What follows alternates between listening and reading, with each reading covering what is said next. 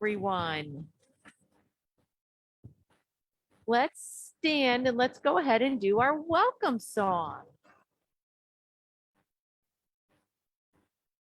Hit it, Vic.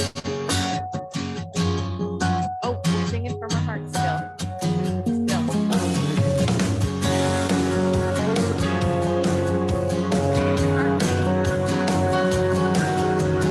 Wilbur and Orville had a dream. Nothing is impossible. Imagine if a man took wing.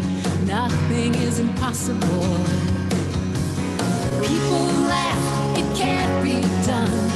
Man's not meant to fly. Their little dream changed everything. They dared to touch the sky. Nothing is impossible.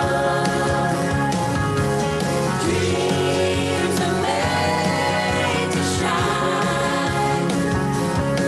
When you blow by every obstacle and move like you're unstoppable, nothing is impossible.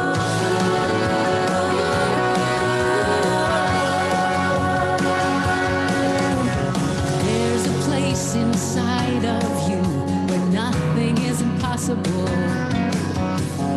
Oh, the great things you will do, 'cause nothing is impossible. You were born into this world with everything you need.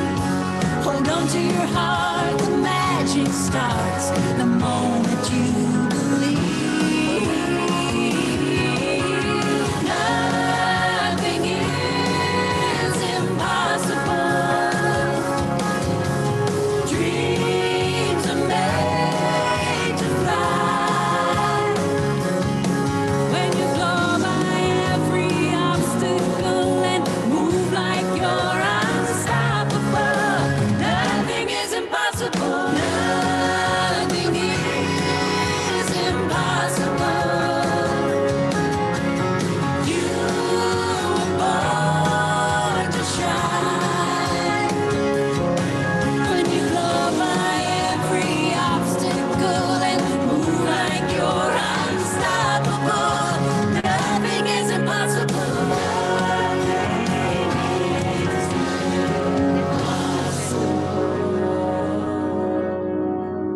Okay. Whew.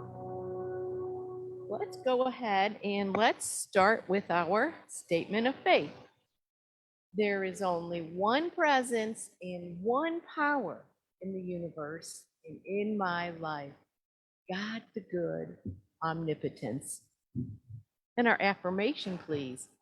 Thank you, God, that we have come to this place to release the past, celebrate the present, and embrace in peace, harmony, and prosperity. And our congregational affirmation. We at the Unity Center are a loving, diverse, inclusive spiritual community who come together to demonstrate and live the teachings of Jesus Christ by listening, learning, empowering ourselves and others. And prayer request, but I don't have any paper. Hold on.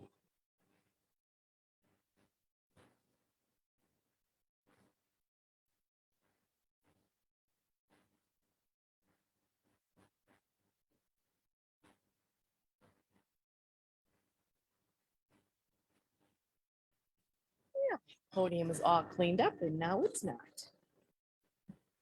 Okay, prayer blessings, please, and a first name and what the desired outcome is.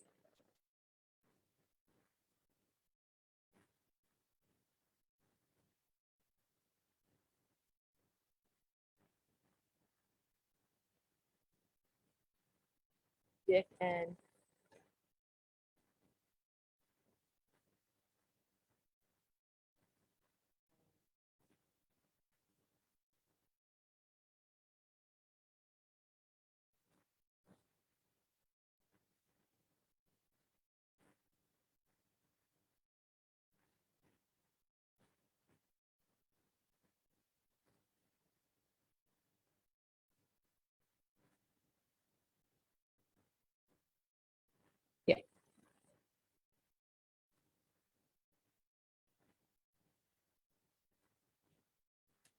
Oh, Beth.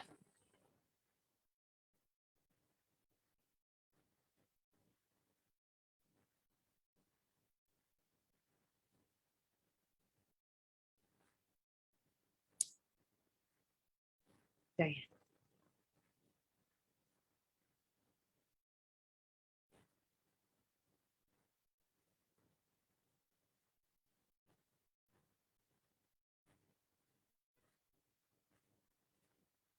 Okay.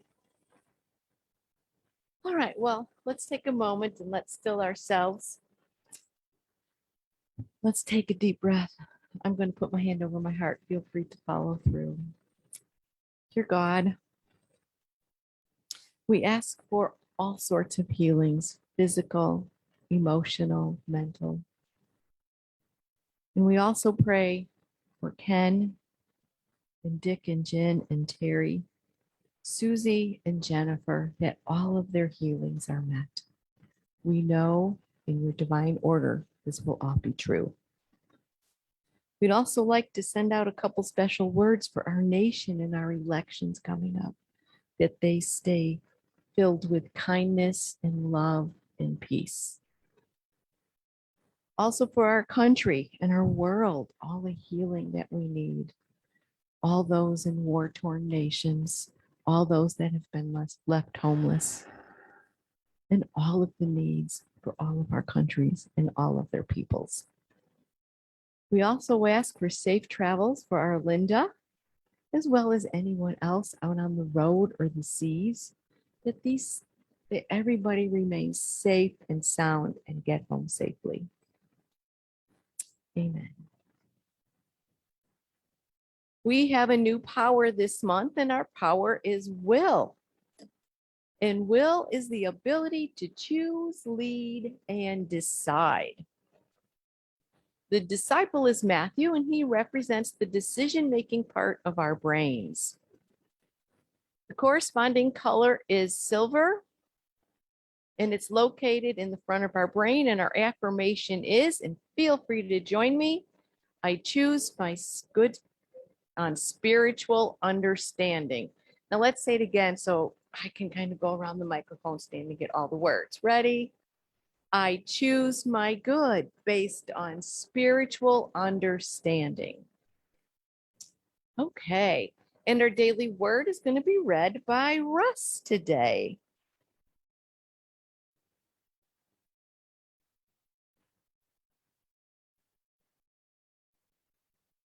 Today's daily word is release. Releasing the past, I make room for the future. My life experiences have provided me with many gifts. From joyous to painful, I have taken something from each one, a nugget of wisdom, understanding, solace, that has helped me evolve into the person I am today. I am always growing, always changing.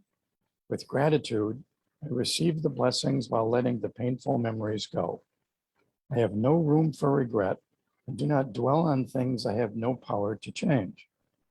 As I release unwanted thoughts and unpleasant memories, I free myself to enjoy new experiences and create beautiful, lasting memories. With an uncluttered mind and an unburdened heart, I embrace the present moment and eagerly create my bright, beautiful future. From Ecclesiastes, a time to seek and a time to lose, a time to keep, a time to throw away.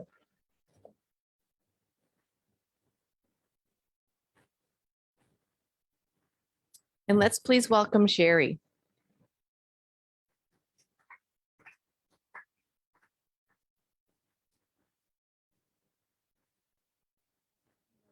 Everyone. I'm going to give a little context to this chant that I'm going to sing for you today. It's an oldie but a goodie. It's like 2,000 years old. And it's Sri Ram, Jai Ram. And whenever I like pull a chant out and I think about the process of it, and when I sing it, I want to sing it with intention. And so this week, when I found this one again, the melody is actually was written by a local kirtan artist. Um, so I was thinking about addiction and things being addictive, right? So like potato chips, why are they addictive to human beings? I mean, I don't know anybody that doesn't think that they are not, but and so the chants for me have like this addictive quality because the addictive part is that there's no end in sight for stopping. Yay. You know, like in a positive way. And so Krishna Das is a quite a famous kirtan artist. So I wanted to see what his thoughts were about Shri Ram Jai Ram. And it was kind of perfect what I found. So I bow to the name of Rama, which is unqualified, peerless, and a mine of virtues, and is the vital breath of the Vedas. The sound of the name Rama is a beautiful ornament for the ears of the fair damsel in the form of bhakti or devotion. It is like the taste and the gratifying quality of nectar in the form of emancipation. It is like the bee for the beautiful lotus of the devotee's mind. Install the luminous gem in the shape of the divine name of Rama on the threshold of the tongue at the doorway of your mouth. If you will have light both inside and out. And also the the gentleman that created the melody to this particular chant picked a chord pattern that is highly addictive, and I've been in guitar jams where we've played this chord pattern out and seen how many songs we could switch to. You know, it's almost to infinity. So, okay. Let's see if you think it's addictive.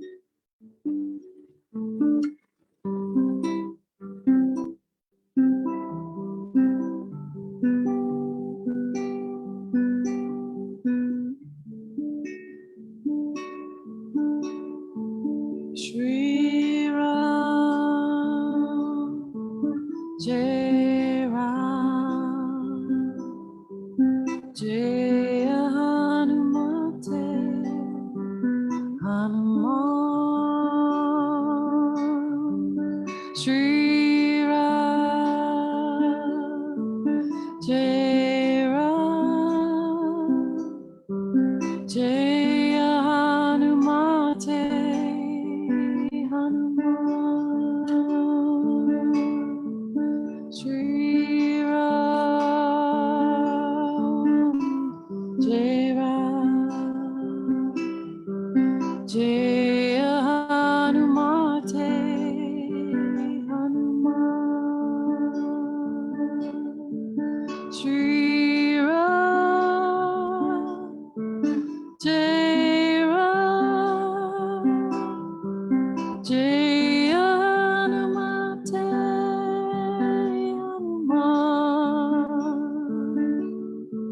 Shri Ram, Jai Ram, Jai Hanumate, Hanuman, Hanuman. Shri Ram, Jai Ram, Jai Hanumate, Hanuman. Shri Ram, Jai Ram.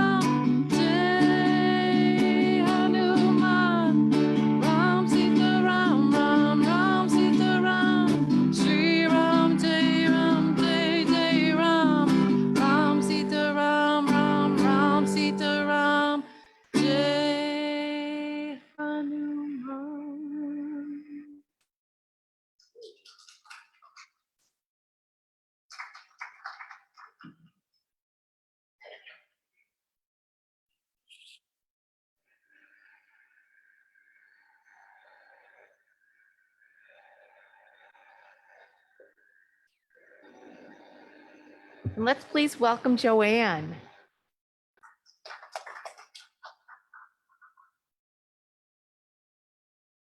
Good morning. Good to see you all here today.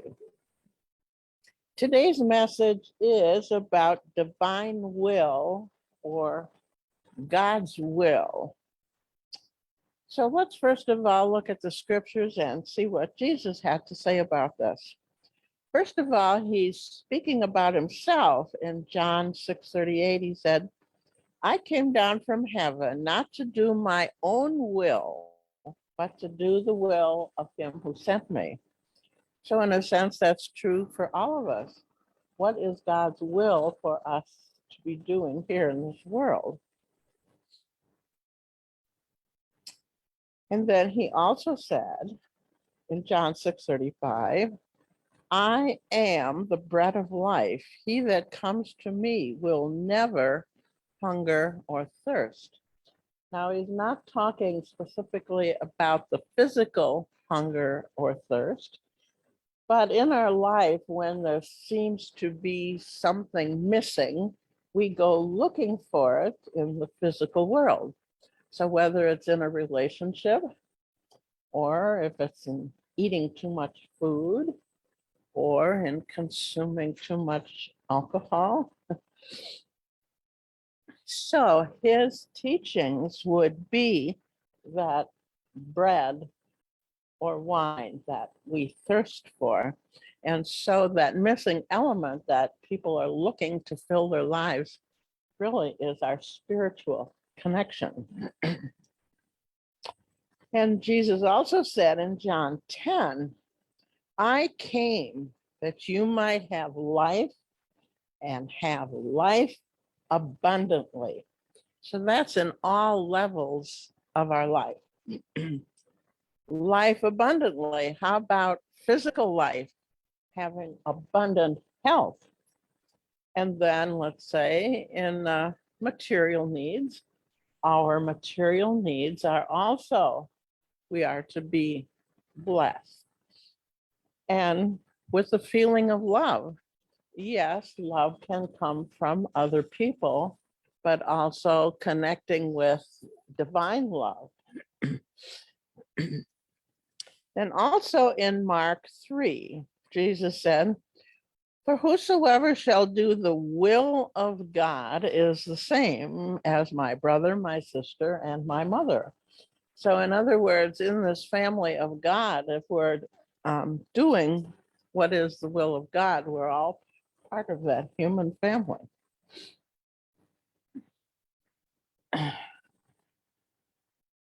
In the movie, The Last Temptation of Christ, which some churches did not approve of, but in the movie, Jesus is on the cross and he's contemplating, what if I made another choice?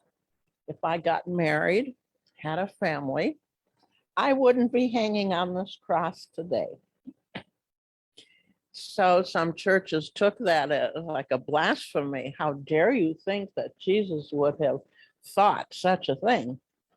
But, you know, maybe we've all been at some point in our life where if I would have made some other choices, I wouldn't be in the boat that I'm in today. So we still can make some other choices to take us on a better road. And there was a time in my life when my use of alcohol put me in a position where if I will make other choices, I will not be in this boat ever again. And that was way back in 1966. And I made that choice and I was never in that boat again. So if we follow what is God's will for our life, so God had other plans for me to do with my life.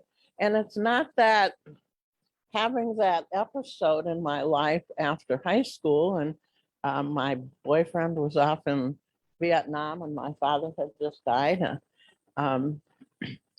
I am grateful I had that lesson and that I could put that behind me and get on with what God's plan for my life was, because I can make reference to that we can be in a certain place in our lives at a point in time and make a decision.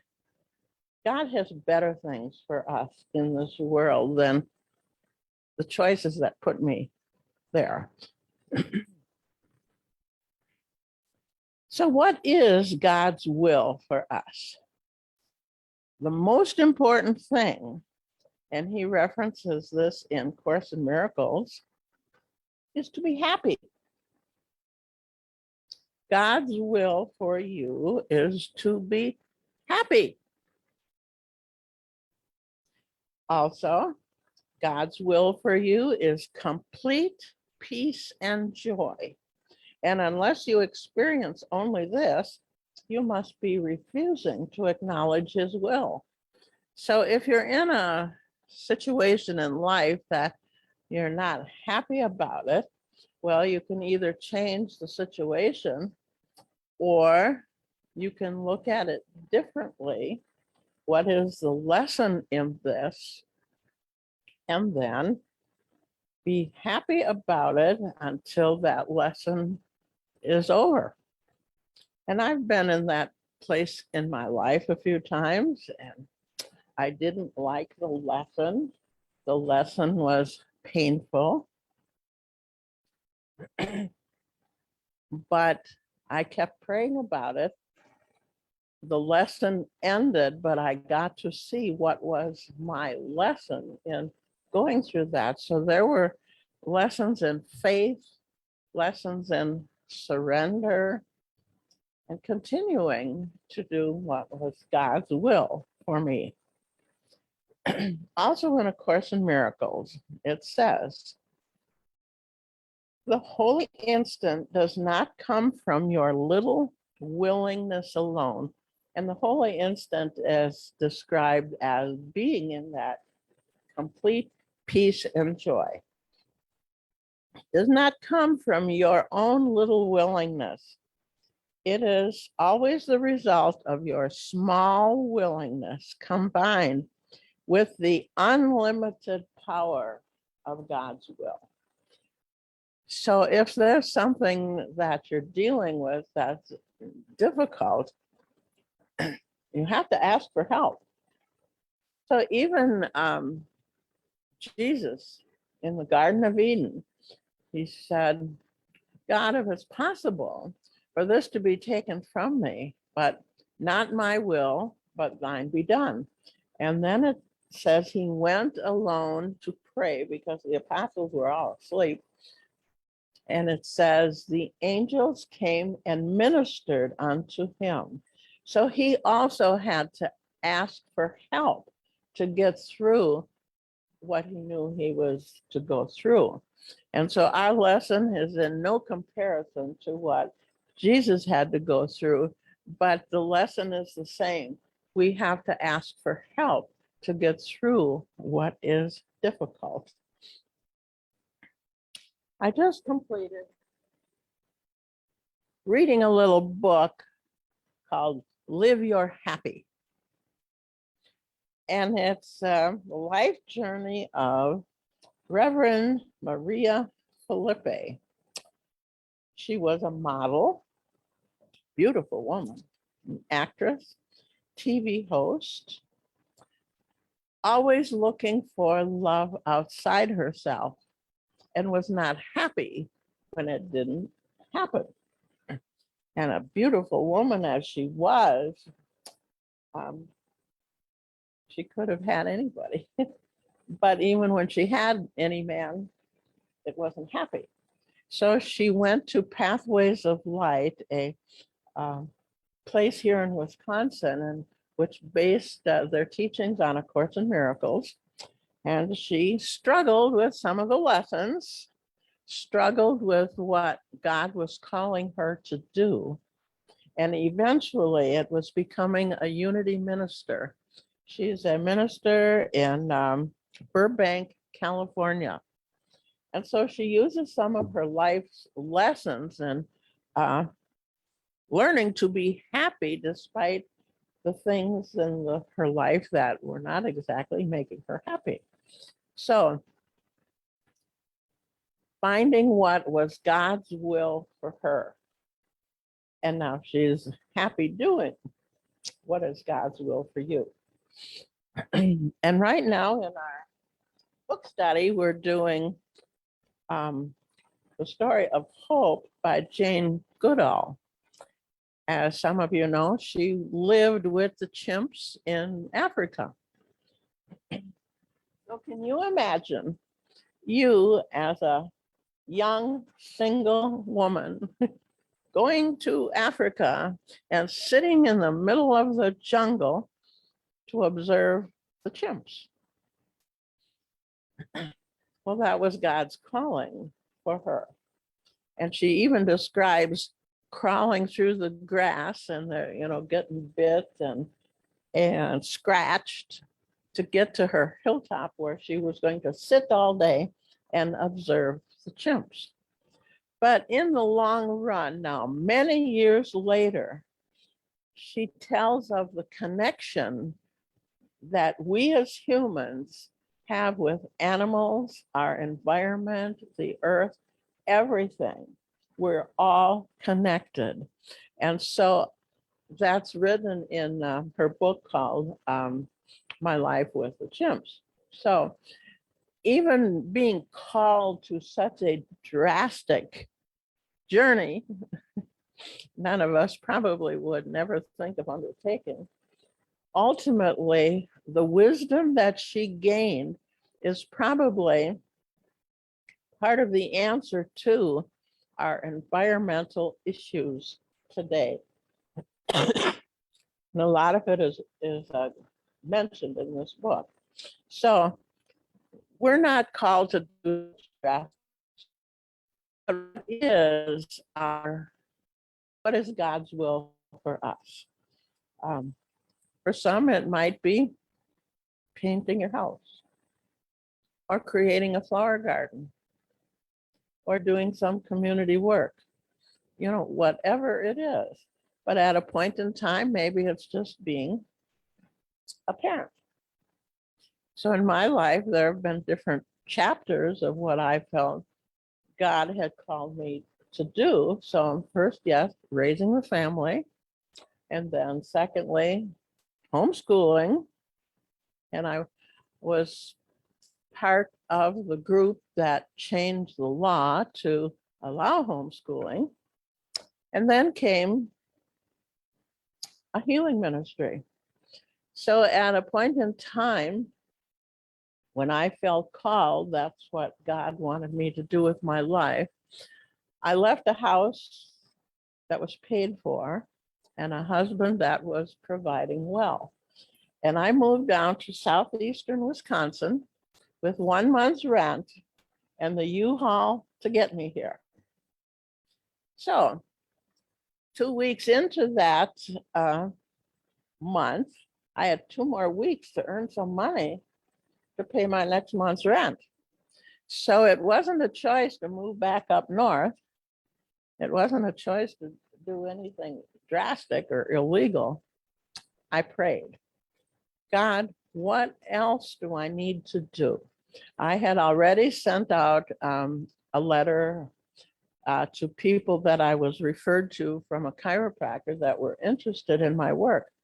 And I remember hearing this voice that said, have a meeting. Okay, I scheduled a meeting at the library, mailed out some more notices, put an ad in the paper. I had to sell what I had to offer. And that was back in 1985. I paid my rent 2 weeks later. And in that little town of Hustisford that I had moved to, that I didn't know a soul, had never been to before and never heard of, I ran my full-time healing ministry for 13 years out there. But I was also led to come to this church because people said, there's a church in Milwaukee that kind of teaches the same thing you do. So I started coming here back in 1985. So that whole journey was what I felt called, that was God's will for me to do. In the movie about Indiana Jones, and I forget which specific movie this was, but it was the search for the Holy Grail. So the thought is that the Holy Grail was the chalice that Jesus used at the Last Supper. So at the end of the movie, they're in this cave, and there's a monk on the other side of the gulf, and there's all these chalices and candles. So Indiana Jones is on this side of that gulf that separates them. So how do you get there? So in the movie, it shows he steps out and a bridge is formed. So some have said the bridge was already there, but he didn't see it. So sometimes we have to step out in faith, and God will show us the next step, what is his will for us to do. So stepping out in faith. Maybe there's something in the community that you feel you would like to do. So maybe step out in faith. Or maybe there's something in the church that you would like to do. Step out in faith. I did that in January when I said, I'll do some sermons. Okay. There's another part of my story that I had to step out in faith. So at a point in time, and it was when another lesson was completed, the end of a relationship in which I was heartbroken when the man decided to leave and marry somebody else, I prayed to get through this and never be having sleepless nights and crying. And I connected to the love of God. So then I felt compelled to reach out to people the world didn't love. And there was a song that I played on a tape over and over. And the song was, I will go, Lord, if you lead me. I will hold your people in my hand. I didn't know what I was being called to do, but I felt compelled to reach out to people the world didn't love. And that was the start of my prison ministry.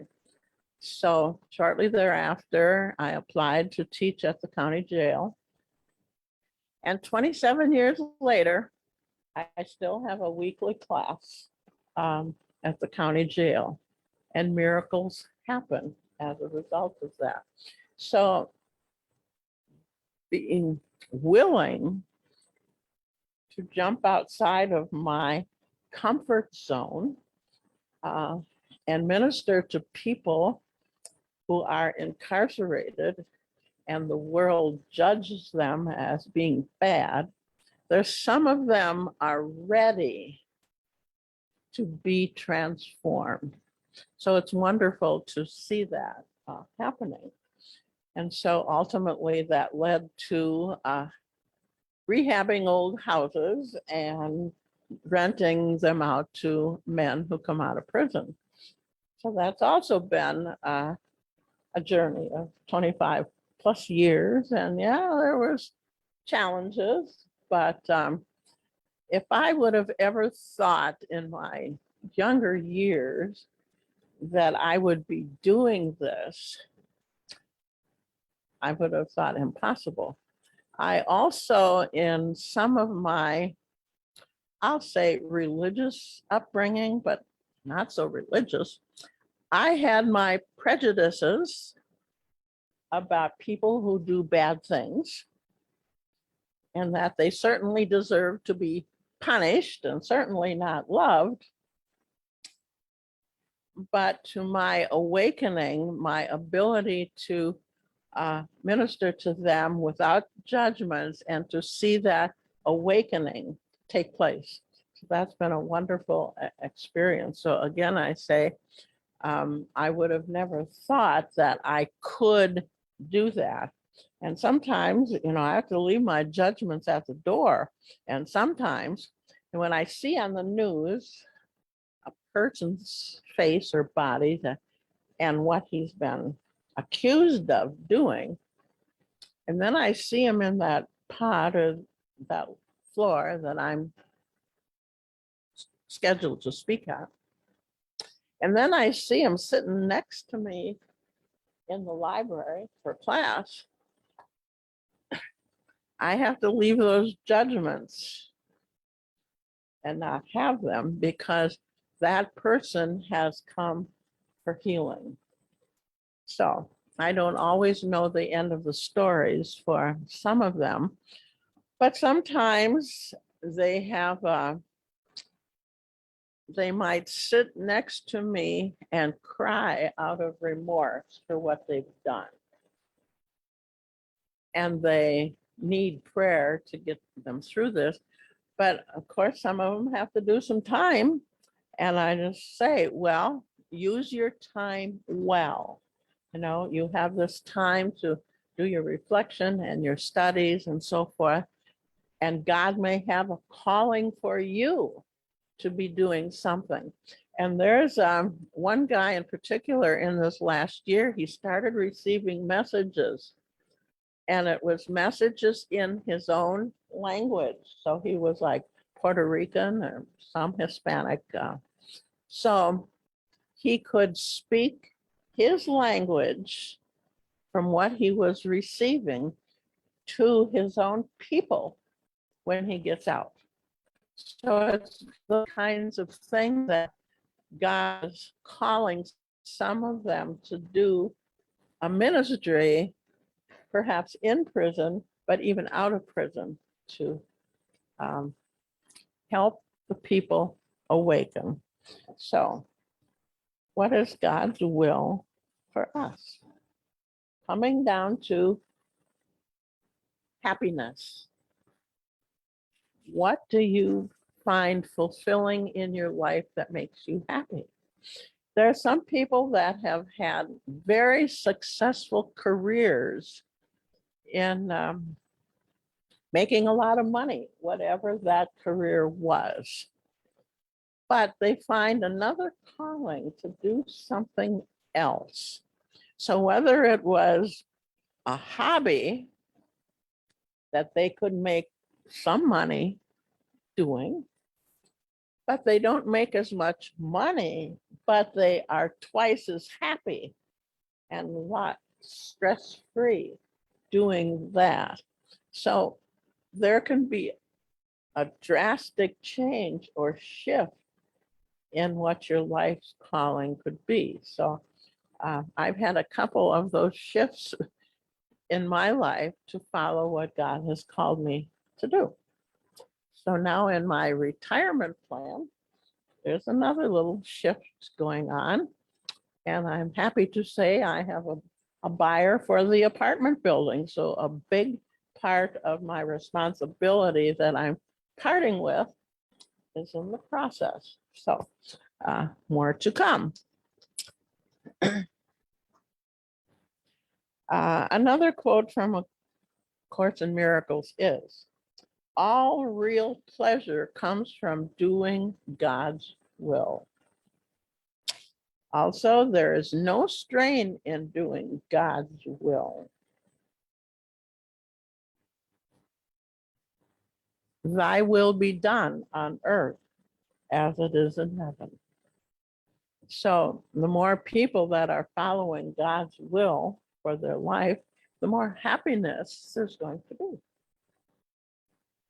So I want to make a brief comment on these powers.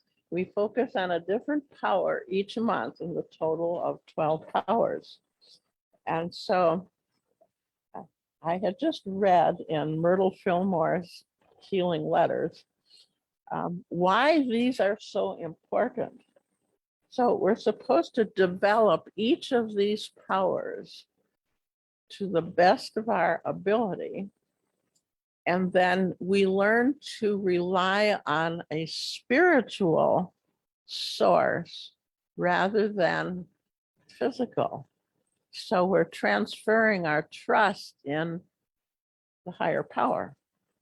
So as we develop each of these powers that we focus on every month, we become a more powerful human being and then able to complete more things or accomplish more things or bring forth miracles in our lives.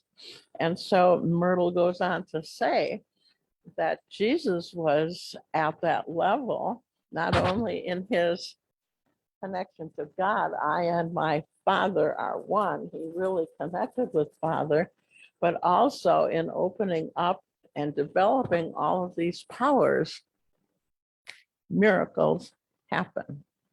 So that's ultimately a goal of our developing these powers. Is that something we want to keep working at and working towards?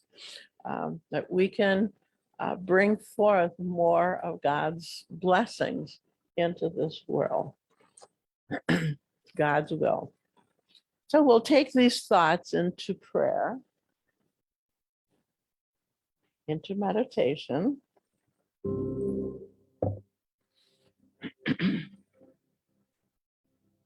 So as we become comfortable in our seats,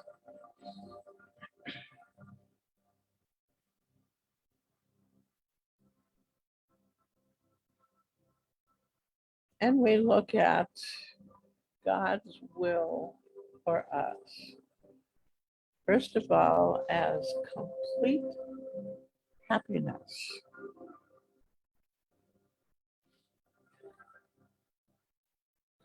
So if there's something in your life that at the present moment is not making you happy, surrender the situation to Father.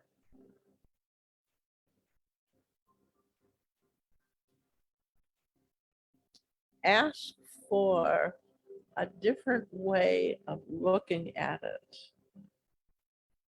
Ask for, what is the lesson I am to learn from this?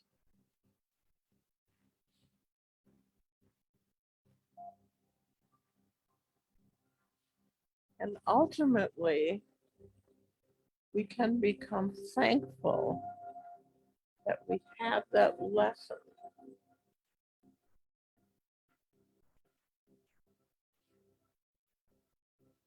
And whether the lesson is about forgiveness or trust or letting go and letting God, to believe that there is a good outcome. So often we are stuck in fear of the future, or fear of not having a peaceful resolution or a blessing outcome.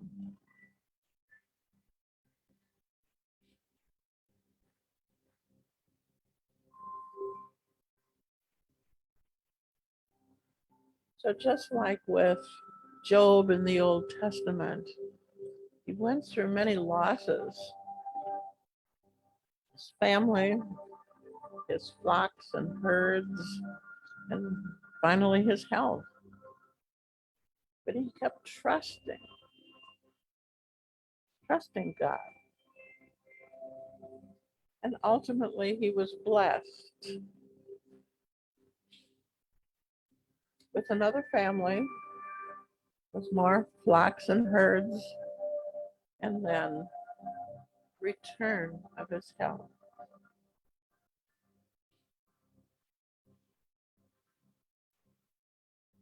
So trust that there's a good outcome. If there's a health challenge in your life, just like Job, trust there's a good outcome. There's a blessing, a healing, an overcoming.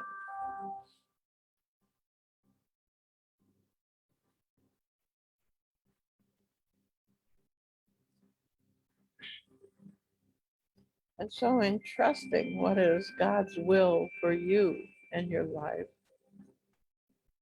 trust that the means to accomplish it will be given. Trust that the goal will be accomplished. Trust that you will be given the means, the strength, or the faith to accomplish it. And trust that good will come. And trust that happiness will also be the result.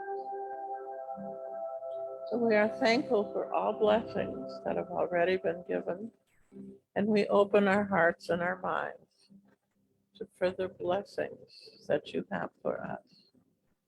And we are thankful for them now.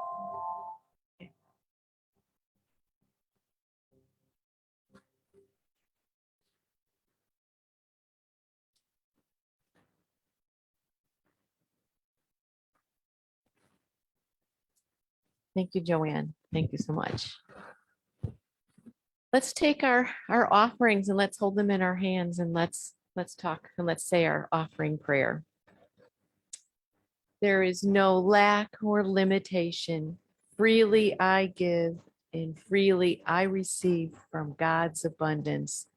I am blessed as I give, and unity is blessed in receiving.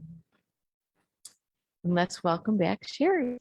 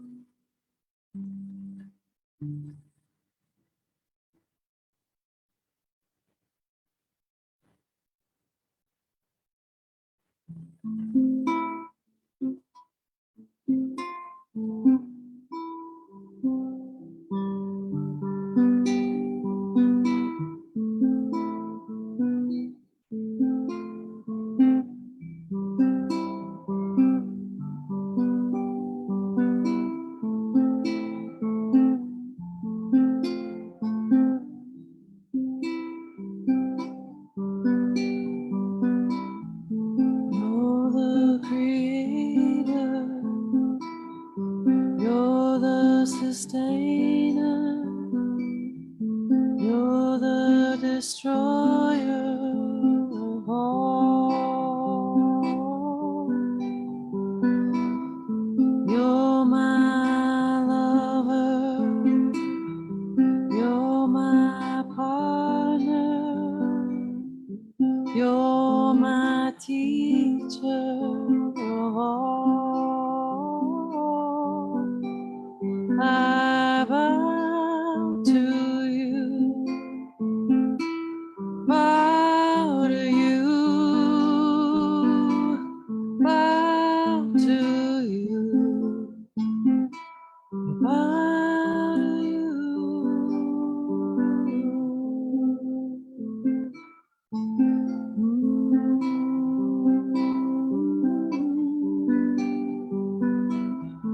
You're the earth from which all things grow. You're the water, the eternal flow. You're the fire that glows on and on. You're the for this song, and I bow to you. I bow to you. I bow to you.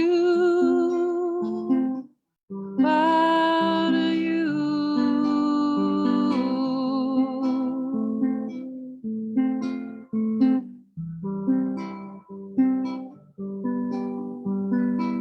You're the sweetness that embraces me. You're the all-pervading truth and beauty. You are the infinite love, restorer of grace. You're the compassion, the healing space. I bow to you. I bow to you. I bow to you. Bow to you.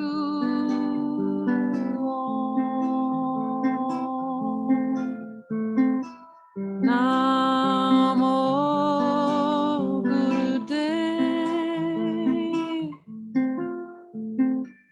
Namo.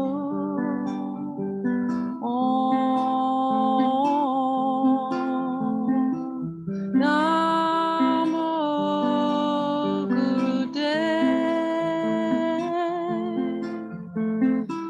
Namo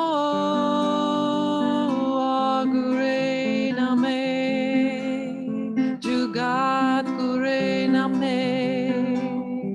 Sakure Name. Sri Guru Deve Name.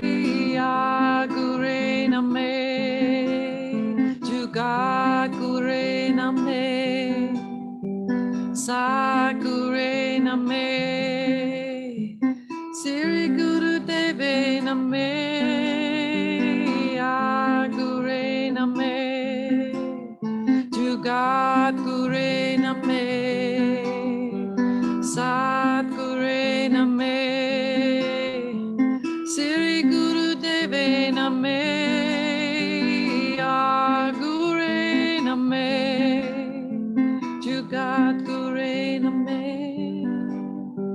Sat Gure Name. Jugat Gure Name. And I bow to you. Bow to you. I bow to you.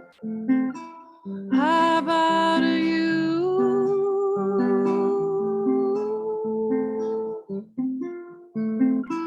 I bow to you.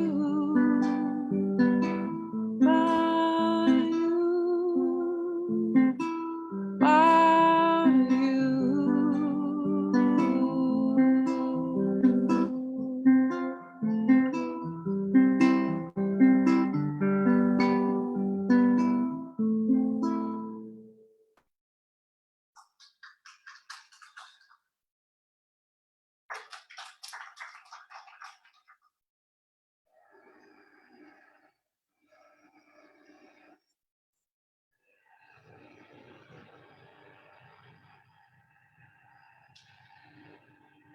Okay, can we please bring the gifts up and give our blessings?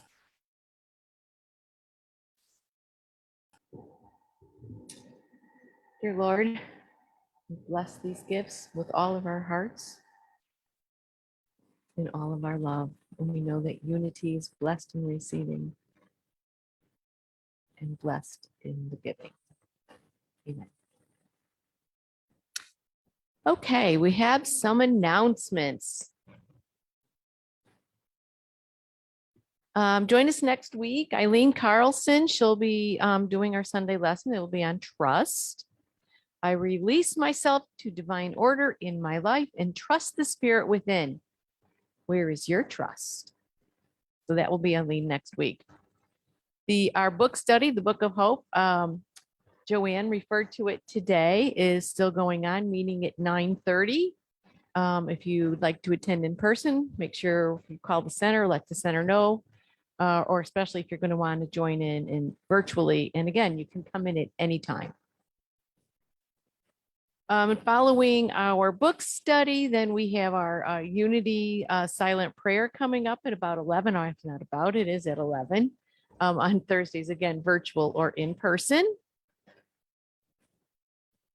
And the labyrinth, again, is it's in the classroom over on the other side of the kitchen over there. It's available before and after service and whenever the office is open. And I'm not sure we have set hours for the office, but if you're looking to come in the week, give a call and see if someone answers the phone. It's a great source of energy. Our Course in Miracles continues every Sunday at 11:45, working with Joann. So she'd love to have people come in, and you can just come in whenever, right, Joann? Absolutely. Yep. Our website, if you haven't been there, go there. I check it out every now and again as well. It's wonderful. It's rebuilt. We have tabs going across the top, easy to maneuver through. We have our bulletin board. We have inspiring insights. We have a list of our classes and our meditations, as well as past Sunday services are posted up there as well. Our Life Journey group is meeting the second and fourth Monday of the month, starting at 6:30. Again, just bring yourself. And if you're looking to come, and it's your first time coming, you can just come in whenever you'd like. You're always open hearts, right? But let Kevin know, and he'll make sure. This Monday, there you go. Oh, that's tomorrow. There you go. Unity World Day of Prayer is coming up on September 7th, and our little Unity Center in Milwaukee will be gathering from 7 to 9 on the 7th. And the theme this year is holding high the truth. It's going to be an evening of prayer, meditation, and music. And of course, we're going to celebrate with other Unity centers around the world. It's still a work in progress. So stay tuned for more details as we get those pounded out. We're looking for volunteers. Again, Joann talked a little bit about it today. If there's anything you're being called to do, please get in touch with Diane. Just call the center, leave a message, do something, let me know. We'll get your whatever it is that you might want to do out to the right people, because we're always looking for help, right? It takes a village to go ahead and keep this our center running. And wait, I have one more announcement. We are also looking for a little help after service today. We need to bring up some straight chairs, the captain chairs, a table, and an easy chair from the basement. Maybe you didn't even know there was a basement, but there is. And it's a little bit of storage down there. So we're going to bring some things up. Immediately after service, many hands make light work. So again, where will we meet for that? By the kitchen. All right. And let's go ahead and let's stand and let's do our Let There Be Peace on Earth.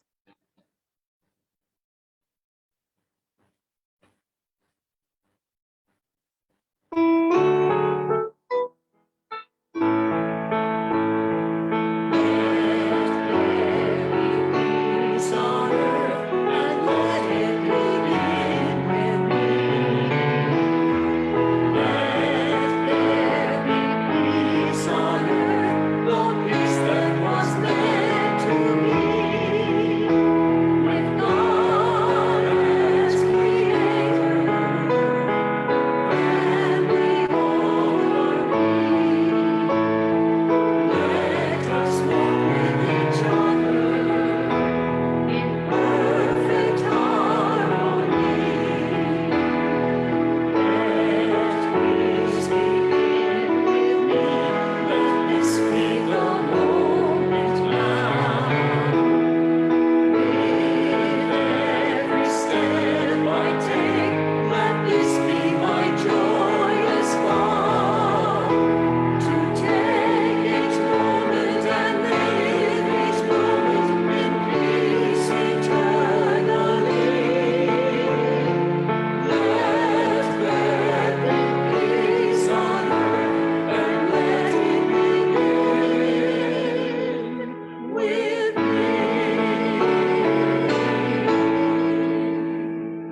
And our prayer for protection. The light of God surrounds us. The love of God enfolds us. The power of God protects us. The presence of God watches over us. Wherever we are, God is, and so it is. Thank you, everyone, and have a blessed day and an even better week. Thank you.